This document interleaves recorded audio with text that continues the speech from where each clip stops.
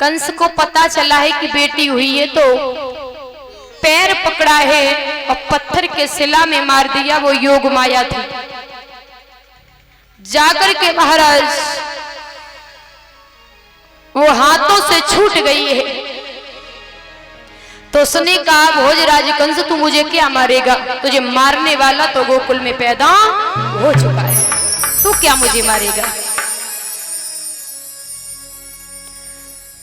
तो कंस को पता चला है कि मेरा काल गोकुल में पल रहा है।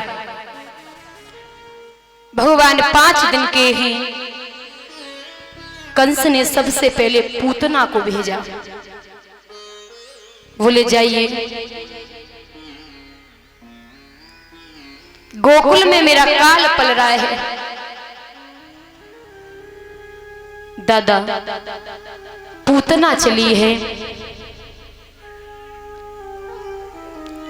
बड़ा सुंदर स्वरूप बनाया। मैया यशोदा के आंगन में पहुंची, जवाब दियो बेना, लाला की बधाई हो।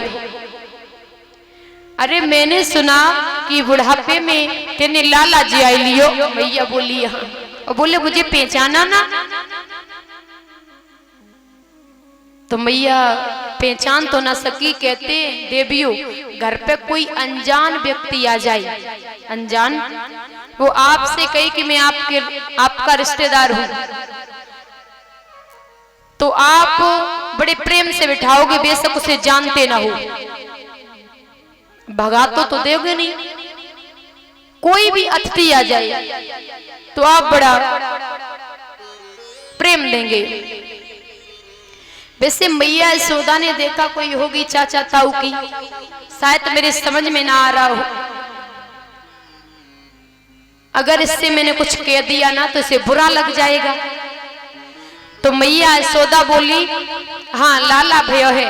बोले अरे मैया, मैं तो को लाला की बधाई देवे आई हूँ, और निक अपनो लाला दिखाए दे। लाला कहाँ है? बोले पालने में पड़ा है, खेल रहा है।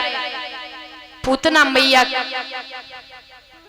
लाला के पास में पहुंची है। दादा अपने स्तनों में वो जहर लगाई थी।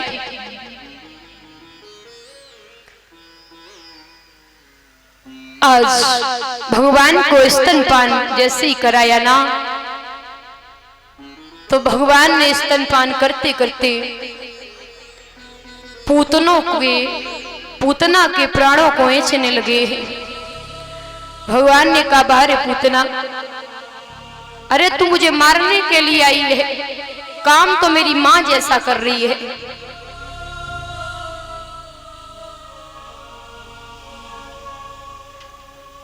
दादा पूतना भागी है, भगवान ने स्तन नहीं छोड़ा।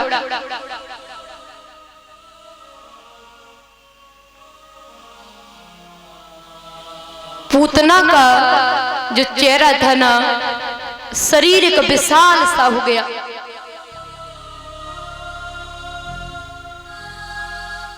महाराज इधर ब्रज में हल्ला हो गया।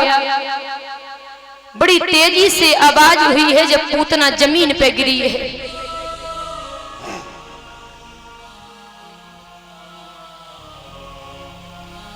ब्रज के जितने ब्रजवासी थे वो दौड़ पड़े।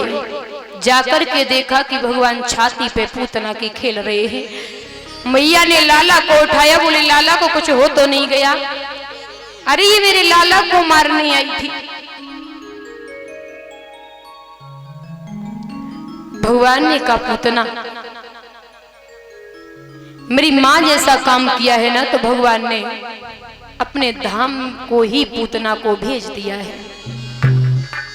इस प्रकार से भगवान ने जब 5 दिन के थे ना, तो पूतना का वध किया था, पूतना को मारा था। भगवान ने छोटी सी उम्र में दादा बड़े बड़े राक्षसों को मारा है। उसके बाद में अक्कासुर, बक्कासुर, तृणाव्रत जितने भी राक्षस आए हैं सब कंस के भेजे हुए, केसी, प्रलंबासुर, जितने भी राक्षस आए हैं भगवान ने एक भी जीवित नहीं जाने दिया, सबको मारा है।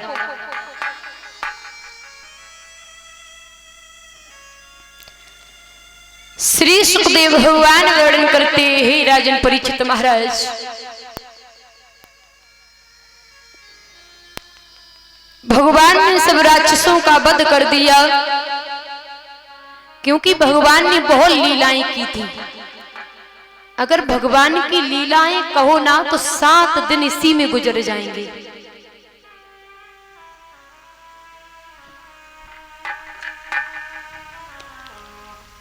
भगवान बड़े हुए,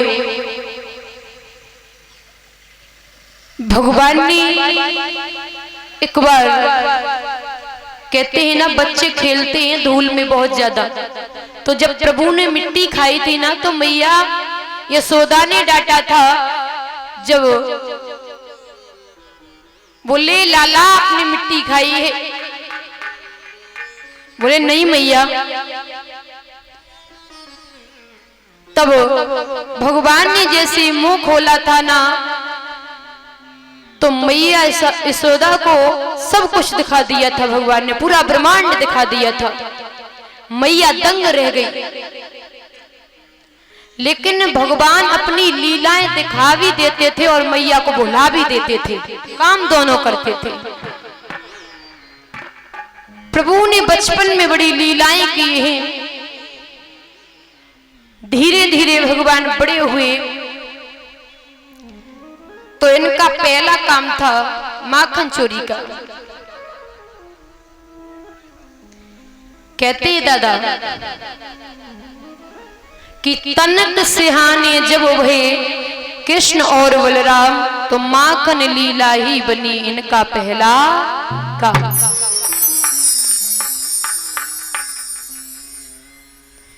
भगवान के साथ में ग्वाल वाले हैं।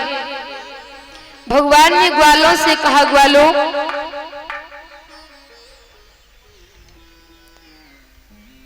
माखन की चोरी करना सीखेंगे, क्योंकि अगर माखन की चोरी सीखो तो अपने अपने घर से सीखना।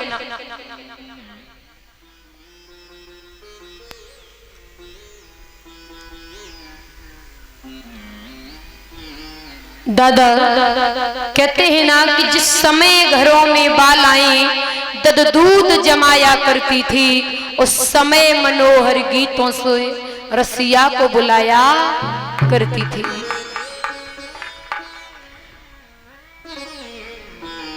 जो ब्रज की गोपियां थी, भगवान को कभी किसी न किसी बहाने से बुलाया करती थी। और एक बात बता दूं, जितनी ब्रज की गोपियां हैं ना, ये सब देवता हैं, बड़े बड़े संत हैं, जिन्होंने हजारों वर्षों तक तपस्या की थी। वही सब संत ब्रज में गोपियां बने थे आके। ये सब संत हैं।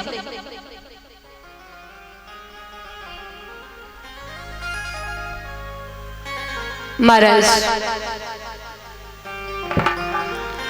भगवान एक बार ग्वाल वालों को संग में लेकर के चोरी करने के लिए पहुंचे हैं।